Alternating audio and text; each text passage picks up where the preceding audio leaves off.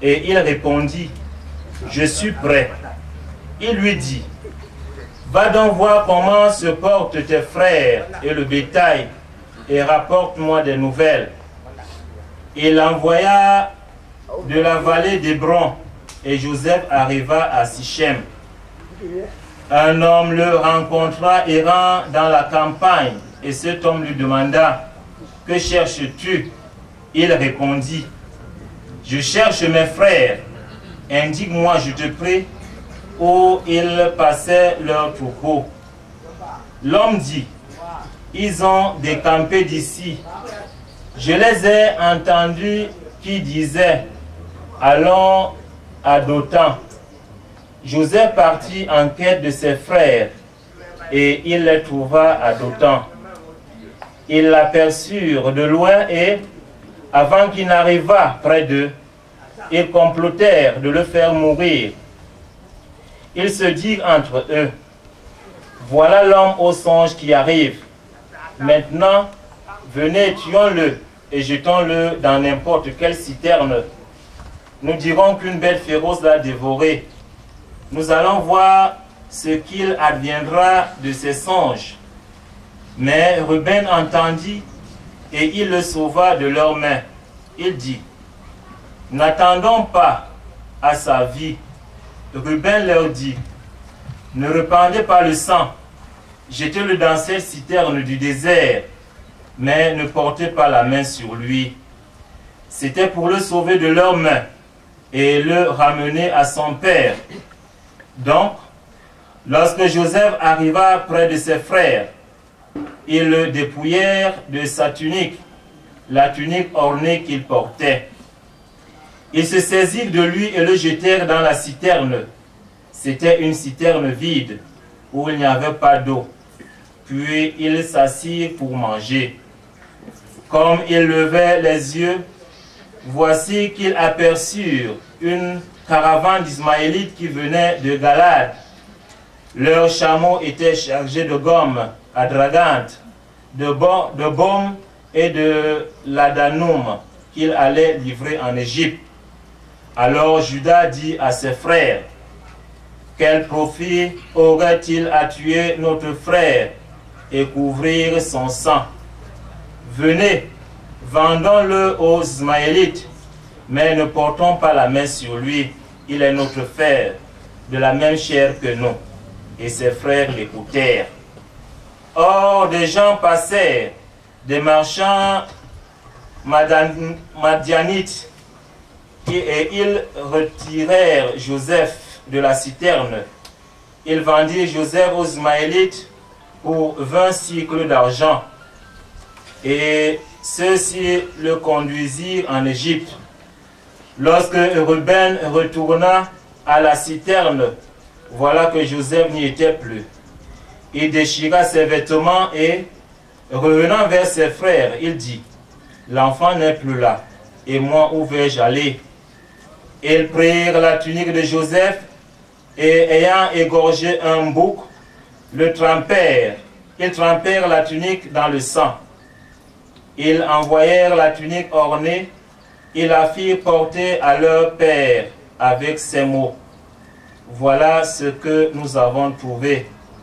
Regarde si ce ne serait pas la tunique de ton fils. Celui-ci regarda et dit, c'est la tunique de mon fils. Une bête féroce l'a dévoré. Joseph a été mis en pièces. Jacob déchira son vêtement. Il mit un sac sur les reins et fit le deuil de son fils pendant longtemps. Tous ses fils et ses filles vinrent pour le consoler, mais il refusa toute consolation et dit, non, c'est en deuil que je veux descendre au Sheol auprès de mon fils. Et son père le pleura. Parole du Seigneur.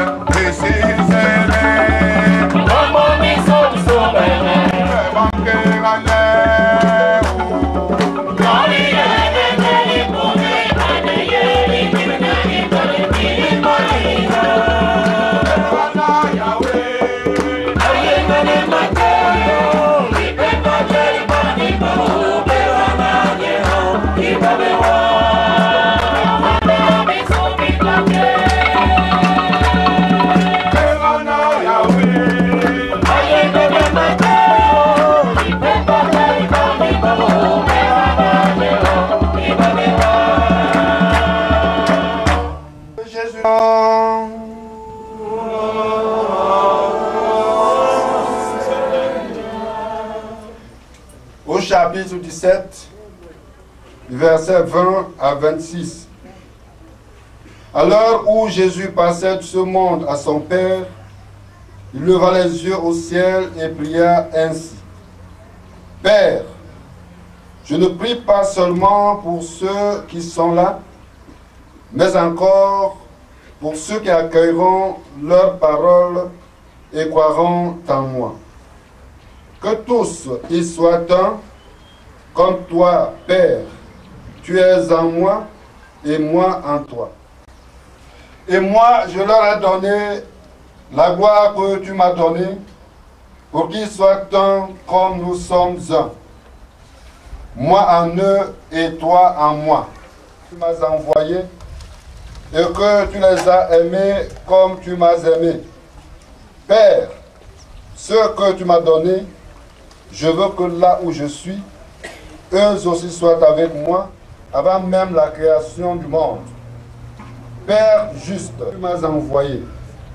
Je leur ai fait connaître ton nom, je sois en eux. Acclamons la parole de Dieu. Louange à toi, Seigneur.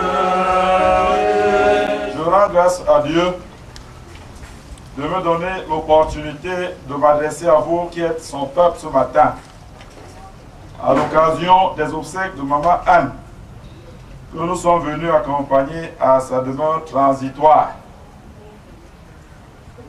Mon soeur Laurent, je passe sous votre contrôle. Peut-être que je le corrige au fur et à mesure que l'obédience va passer. On ne dit pas, il faut quelqu'un cesse de dire sa dernière demeure. C'est une demeure transitoire. En vue de la résurrection. Sa dernière demeure, ça voudrait signifier qu'il n'y aurait plus rien à attendre et que tout est clos. Vous comprenez donc pourquoi je parle de demeure transitoire.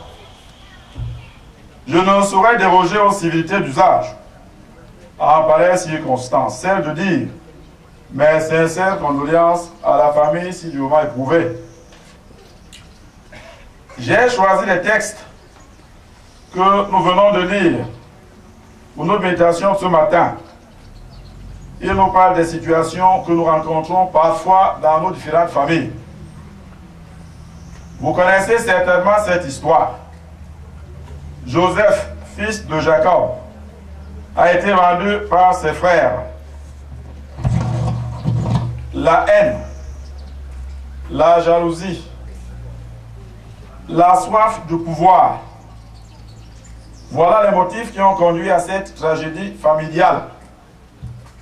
Mais Joseph, le frère vendu plusieurs fois, est devenu longtemps après un grand personnage en Égypte, où tout le monde vient acheter à manger.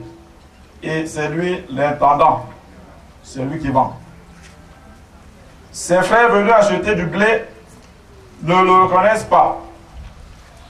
Ils le croient tous morts. Qui a ressuscité d'abord son fils unique, Jésus, pour un autre mère défunte, afin qu'elle trouve place dans la maison du Père pour la vie éternelle. Ensemble, prions.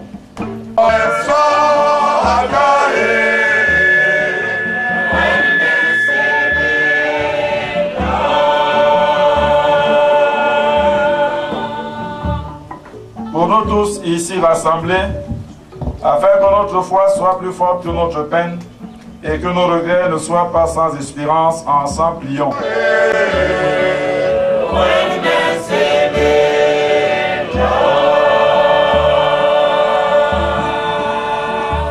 Juste ensemble prions. Dieu qui aime tous les hommes et ne veut en perdre aucun, permet que la prière de ton Église serve au salut des vivants et des morts. Nous parlons la nuit sous Christus, nous sommes manou. Nous avons bon pour Dieu, nous devons s'en épargner. Amen.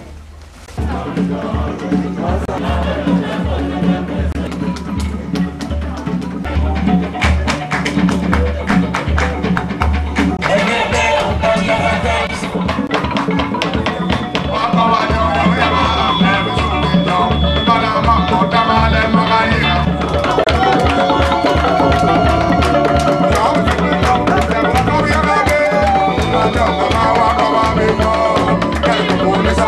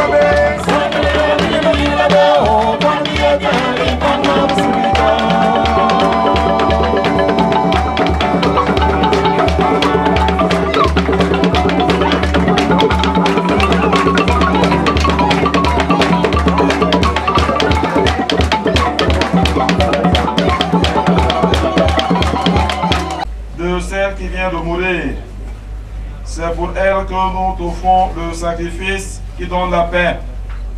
Si le péché a pu l'atteindre, si la faiblesse humaine l'a marqué, que ton amour lui pardonne, que ton amour la purifie. Adieu pour les longues. Kon wala tibuwango inyu yenya de sulu enetik sesema tinsam balabo biba ibeti banye balabo meson ibe maranye guhayon unwenye guhayon ipubuzie barwala nyu Jesus Christus nusan manuon yena ni na denwen bon pobe job nous de asona et pas de nom. Amen. Le Seigneur soit avec vous. Et avec mon esprit. Élevons notre cœur.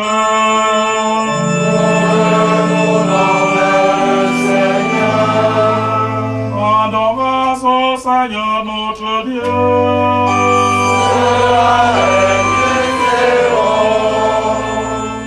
Vraiment, il est juste et bon de te rendre gloire, de t'offrir notre action de grâce toujours et en tout lieu. À toi, Père très saint, Dieu éternel, tout-puissant, par le Christ notre Seigneur. C'est à lui qu'a resplendé pour nous l'espérance de la résurrection bienheureuse. Et si la loi de la mort nous afflige, la promesse de l'immortalité nous apporte la consolation. Car pour tous ceux qui croient en toi, Seigneur, la vie n'est pas détruite, elle est transformée. Et lorsque prend fin leur séjour sur la terre, ils ont déjà une demeure éternelle dans les cieux. C'est pourquoi avec des anges et des archanges, avec les puissances d'en haut et tous les esprits bienheureux, nous chantons l'hymne de ta gloire et sans fin, nous proclamons.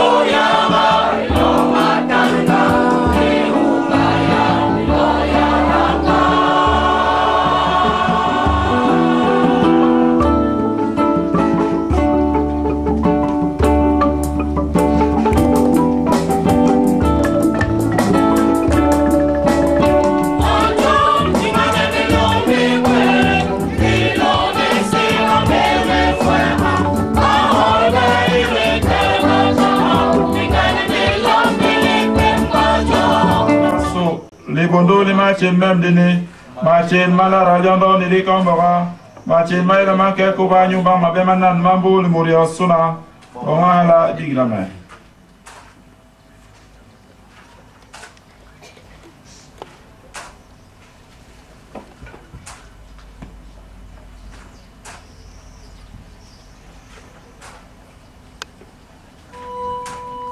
Qui se sont endormis dans l'espérance de la résurrection et de tous les hommes qui ont quitté cette vie, reçois-les dans ta lumière auprès de toi. Sur nous tous enfin, nous implorons ta bonté.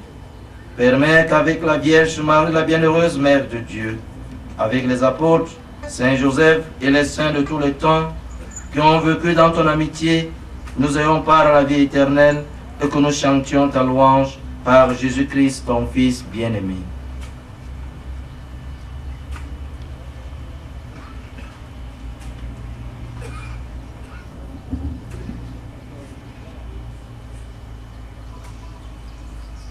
En lui, avec lui, en lui.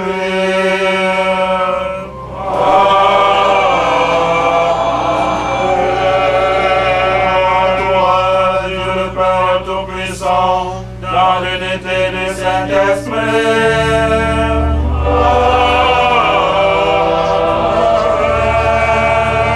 Tout honneur et toute gloire pour les siècles des siècles.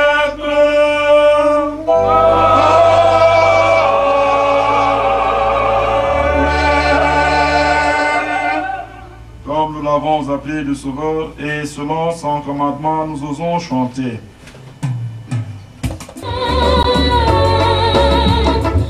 Oh,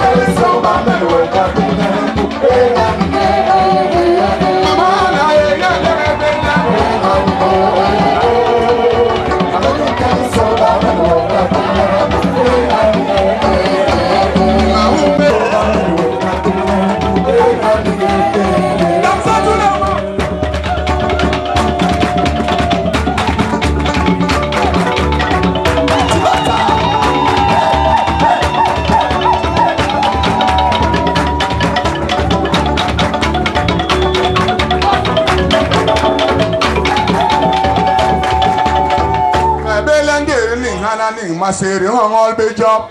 The guaranto ndamun bigere ngware hongol be job. The carry on pam ni lana. Na buwe ma hop. Amanu kali soba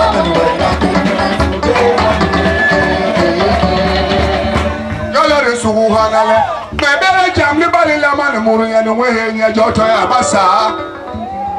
Nyanu waka kara nyanu we nyejo nya nyam ko ala dem banga na bo la manya me be le biso bo mi na se ganye so nyo bo la mata biso tem na dia nyam bo re be la manya biso to e na bango la nyele poro le be la manya cardinal to me mo nya tali e be la manya biso kele da yen tali we be la manya me be la biso so sang o bo la we e be la manya ata mata na to bo hala na me ko ayo si Masih mau dia.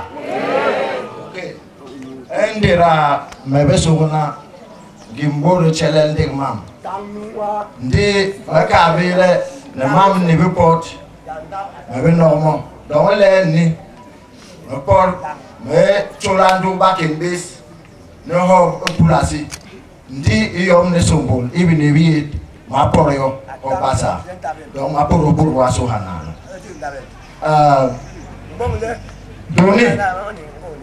Doni aye hai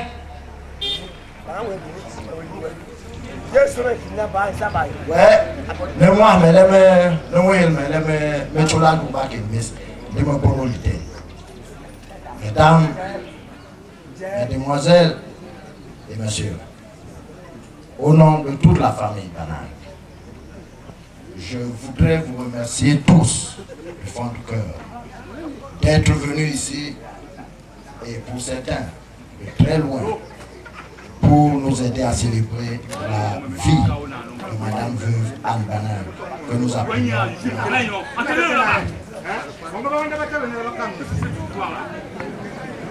Nous sommes à la fois contents et désemparés.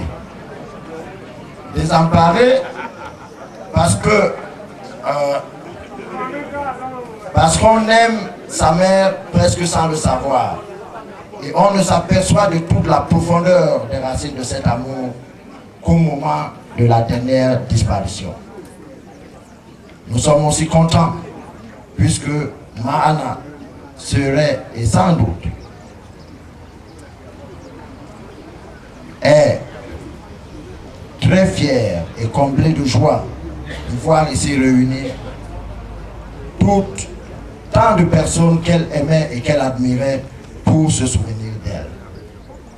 Exauce l'un de ses derniers vœux émis et qui venait comme un leitmotiv durant les derniers mois de ses 94 ans passés sur cette terre. Elle est avant tout une femme de valeur, de détermination, de force. Elle nous a quittés un beau matin du 21 février 2015. Comme ce fut souvent le cas au cours de sa vie, c'est autour d'elle que nous nous réunissons aujourd'hui. Qui était Mahana, Madame Veuve Banane? Qui était-elle? Premier enfant de sa mère, Anne Gopout est née à Mandumba de Françoise Eonet, de Françoise Ngoyeonet. Françoise Eonet était la sœur de Oscar Eonet, le chef supérieur de Maton. Une vingtaine d'années après, elle épouse un jeune instituteur du nom de Banat Bernard, qui décède le 11 novembre 1991 à l'âge de 72 ans. Ensemble, ils travailleront pour gravir les échelons de l'échelle sociale. Du poste d'instituteur à celui de maire de la commune urbaine des Écans, en passant par ministre. J'aimerais vous dire une chose, on les appelait ministres d'un jour. Pourquoi? Parce que le dernier gouvernement de l'ancien premier ministre Mbida n'avait mis que 24 heures. Et il était nommé ministre de l'administration territoriale dans ce dernier gouvernement. Donc, on les appelait ministres de 24 heures. Et ensuite, il fut député dans différents parlements du Cameroun, Donc, l'Assemblée territoriale du Cameroun, l'Assemblée législative du Cameroun, où notre regretté père a été questeur, donc membre du bureau de cette Assemblée, et enfin, député à l'Assemblée nationale fédérale du Cameroun. Et j'aimerais rappeler qu'il était parmi les premiers à inaugurer cette Assemblée nationale du Cameroun. Donc, femme calme mais très active, maman a demeuré la conseillère principale et inconditionnelle qui aura accompagné son époux dans toutes les péripéties de sa vie professionnelle, politique et privée. Comme disait l'autre, derrière chaque grand homme se cache une femme. Mais je vais dire ceci, j'ai une anecdote qui va parler de ça. Il y a, je prends un exemple des États-Unis où le président Obama a demandé à sa femme de partager un repas dans un restaurant, dans un petit restaurant chic. Et le propriétaire de ce restaurant a voulu parler en privé à Madame Obama. Bon, après les tractations et l'acceptation de Madame Obama, que nous on appelle Michel généralement, les services secrets acceptèrent. Et après leur discussion, quand la femme rentre sur la table, le président lui demande, mais vous parlez de quoi? Qu'est-ce qu'il voulait te dire? Et la femme lui dit que ce monsieur m'a toujours aimé depuis que j'étais très jeune. Et le président de rétorquer, ah, donc si tu épousais ce monsieur, tu serais la patronne de ce chic restaurant. Et la dame et Michel de rétorquer, non, non, non, si je posais ce monsieur, il serait président de ce pays. Donc, ici, je vais le changer un peu. Ce que je vais dire, c'est que à côté, pas derrière, à côté de chaque grand homme, à côté de chaque grand homme se trouve une grande femme. Je pense que plusieurs d'entre nous seront d'accord avec moi sur ce principe. À côté de chaque grand homme sera une grande femme. Se trouve une grande femme. Puisque la femme, pourquoi? Puisque la femme s'engage auprès de son mari, plus la femme s'engage auprès de son mari, plus la probabilité de réussite est grande.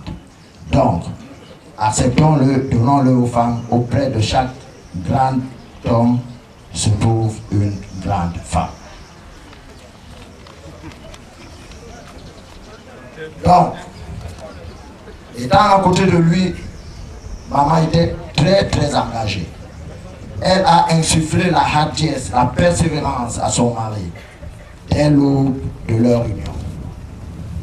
Ce qui a ainsi donné l'envie, celui qui a donné l'envie d'aller de l'avant à ce jeune fonctionnaire et de mettre en exergue ses talents politiques. Cette détermination lui permettra plus tard de faire face à diverses conjonctures difficiles traversées tout au long de son parcours professionnel. Et ce sont ces mêmes valeurs qu'elle n'a eu de cesse à transmettre à sa progéniture. Maana, comme nous l'appelions, nous disait toujours que rien ne dépasse le plan et l'obstination. Ceux d'entre vous qui ont rencontré ma mère savent qu'elle était assez politiquement astucieuse et qu'elle était toujours là pour diriger le show. Avec son départ, même si elle continue à diriger ce show, maintenant, voici le premier événement que la famille commémore sans elle. Elle était toujours là. Certes, elle a quelquefois été heurtée dans son foyer, mais jamais elle n'a été blessée. Elle a accepté, malgré elle, une union polygamique dont elle a été la première femme. elle en a demeuré la racine pivotante jusqu'à la dernière minute de la dernière heure de ses 94 ans sur Terre. Pour la jeune génération qui nous écoute aujourd'hui, ces qualités de détermination, de persistance, se font sentir par exemple à la veille des indépendances, dans les années 57, 58, 59. Son mari, parti en campagne électorale pendant de longues semaines, lui laissa la charge de conduire les activités de famille. Elle a pleinement joué ce rôle de chef de famille, incluant entre autres de chef de famille en encadrant et en protégeant ses jeunes enfants malgré les attaques diverses, incluant entre autres une de ses maisons brûlées à Iseka et où on a failli perdre une de nos sœurs.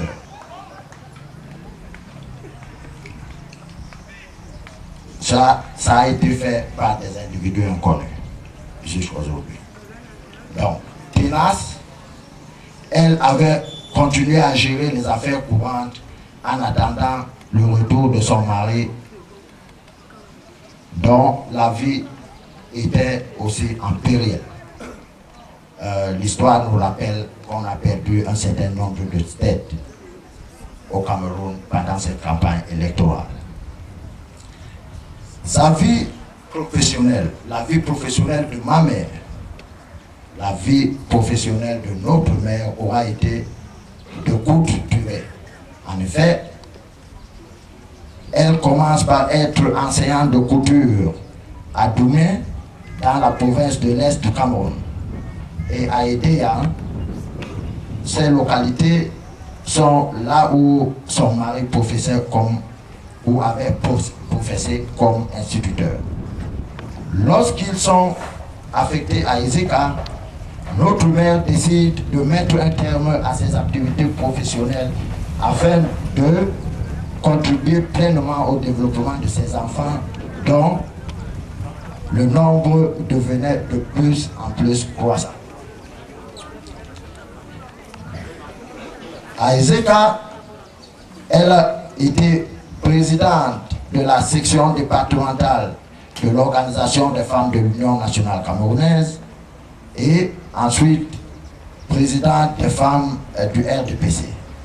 Son militantisme lui a valu les honneurs d'être décoré chevalier du mérite camerounais. Tout applaudissement à ma mère pour cet accomplissement. Merci beaucoup. Ou encore, Ami. Elle a été tout cela pour la plupart d'entre nous ici, et elle le restera. Notre mère a mis au monde 13 enfants, dont 8 sont vivants aujourd'hui. Sa progéniture compte 49 petits-enfants, 42 arrière-petits-enfants et une, je dis bien, une arrière-petite-fille. Soit un total de 105 personnes.